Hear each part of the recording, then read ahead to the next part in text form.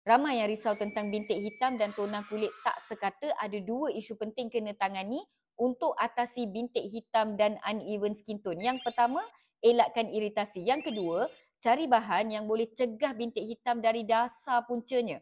Cuk, sebelum tu, jangan lupa bintik hitam yang tersembunyi di dasar kulit. Ni pun kena atasi dari awal untuk cegah dan elakkan uneven skin tone sekaligus. So, bahan inovatif seperti Thiamidol boleh mengurangkan bintik hitam nyata dan bintik hitam tersembunyi dan mengsekatakan kulit muka. Macam you all tahu, Thiamidol mengurangkan bintik hitam daripada lapisan dasar kulit. Jadi kita bukan bersilat lepas bintik hitam keluar, tapi kita cegah bintik hitam dari dasar puncanya. Lagipun, serum ni ada hyaluronic acid. Jadi ia bukan sekadar mengurangkan hyperpigmentation, ia juga memberikan hydration kepada kulit supaya kulit lebih sihat dan glowing.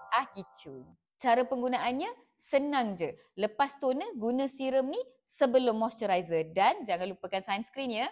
Barulah dapat hasil yang berkesan. Anyway, serum ni telah terbukti secara klinikal selamat dan sesuai untuk semua jenis kulit. Kalau you all dah cuba, cek komen pengalaman masing-masing. Yang belum cuba lagi, cerita sikit. Tunggu apa lagi?